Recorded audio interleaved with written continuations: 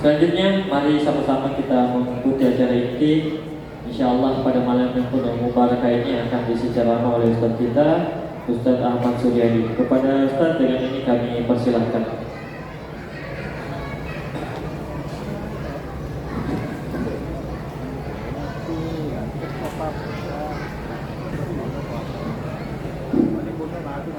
Bismillahirrahmanirrahim. Assalamualaikum warahmatullahi wabarakatuh. Alhamdulillahirabbil alamin wa bihi nasta'in ala umuri dunya waddin. Wassalatu wassalamu ala asyrafil anbiya'i wal mursalin sayyidina Muhammadin wa ala alihi wa ashabihi ajmain. Amma ba'd. Puji syukur kita panjatkan kehadirat Allah Subhanahu wa taala karena pada malam hari ini kita dapat berkumpul di tempat ini. Tentunya karena nikmat yang telah Allah berikan. Maka dari itu, salah satu bentuk kesyukuran kita kepada Allah Subhanahu wa taala adalah senantiasa beriman dan beribadah hanya kepada-Nya. Salawat dan salam selalu kita kirimkan kepada baginda Nabi besar Muhammad sallallahu alaihi wasallam. Nabi yang menjadi suri dan tauladan yang baik bagi kita semua. Nabi yang menjadi rahmatan lil alamin. Semoga kelak kita akan mendapatkan syafaatnya di hari kiamat kelak. Amin amin ya rabbal alamin. Jamaah sedang sholat tarawih yang dimuliakan Allah Subhanahu wa taala. Pada zaman tabi'in itu adalah zaman setelah Rasulullah wafat. Pernah suatu seorang pemuda yang bernama Salim bin Suttah. Dia berjalan menyusuri sebuah kebun.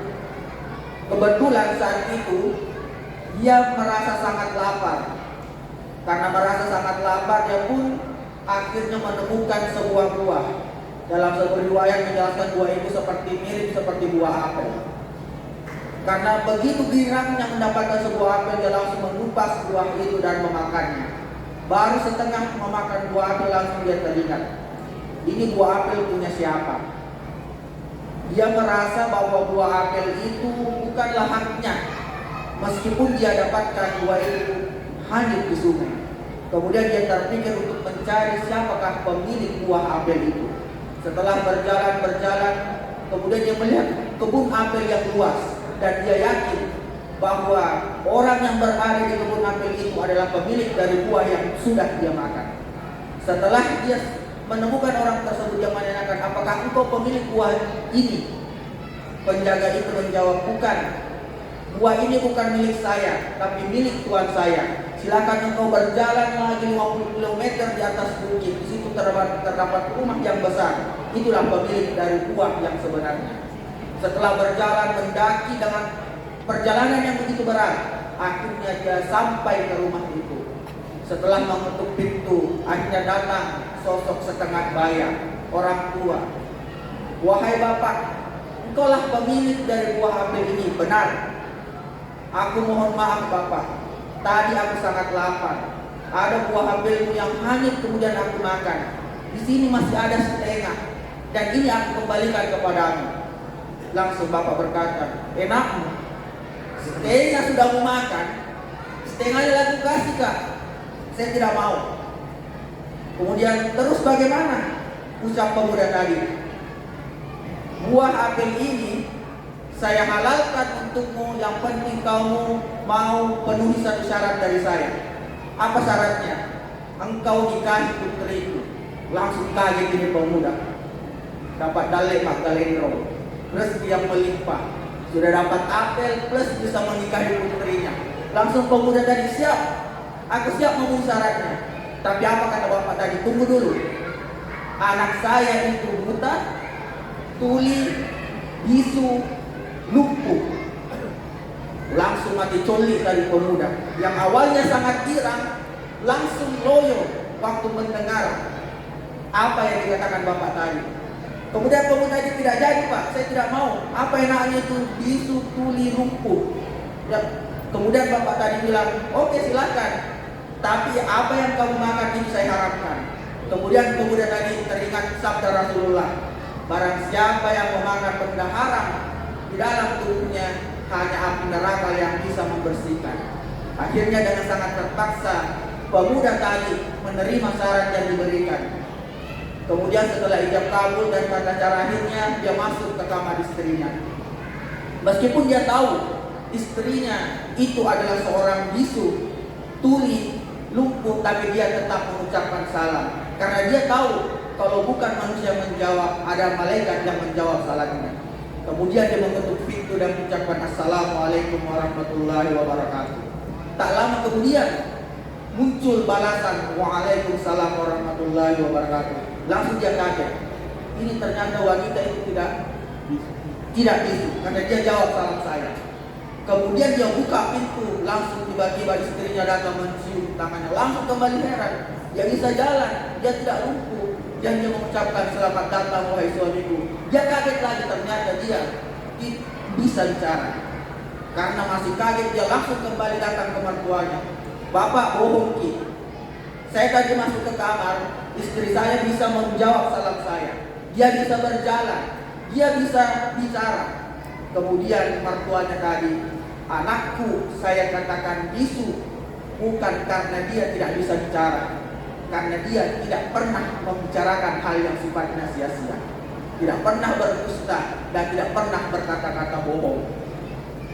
Anakku saya katakan tuli bukan karena dia tidak mendengar, tapi karena anakku tidak pernah mendengar sesuatu yang bukan menjadi haknya. Anakku saya katakan lumpuh bukan karena dia tidak bisa berjalan, tetapi karena dia tidak pernah melangkahkan kakinya di tempat yang penuh dengan maksiat. Akhirnya pemuda tadi langsung paham, langsung dia masuk ke kamar. Apakah yang terjadi berikutnya? Silakan Bapak Ibu pikir sendiri.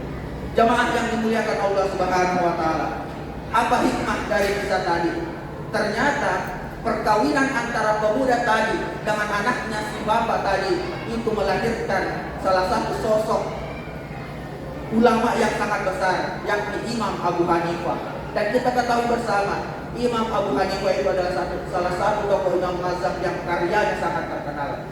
Maka dari itu Bapak Ibu jamaah sekalian, salah satu hikmah dari kisah tadi, kalau kita ingin kehidupan kita lancar, rezeki kita bagus, kerjaan kita bagus, karir kita sukses, jangan sampai kita memasukkan unsur haram di dalam tubuh kita.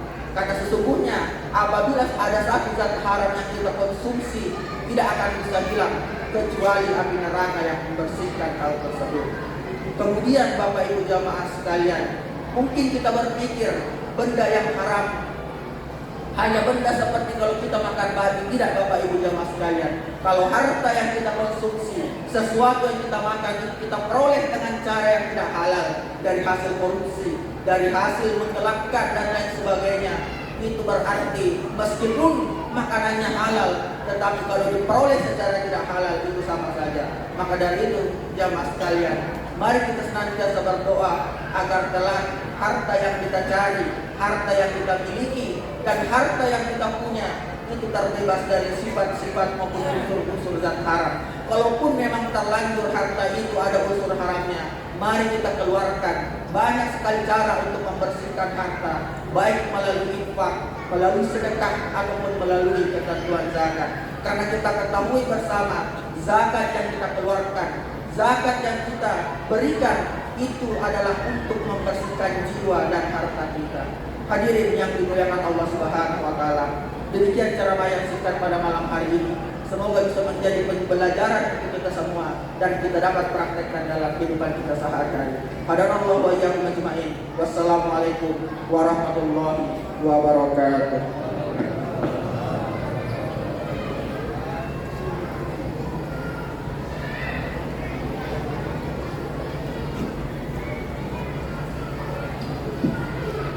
Hadirin jamaah salat sunnah tarawih yang dirahmati Allah, demikianlah ceramah yang disampaikan oleh Ustaz kita. Selanjutnya mari kita bersama-sama melaksanakan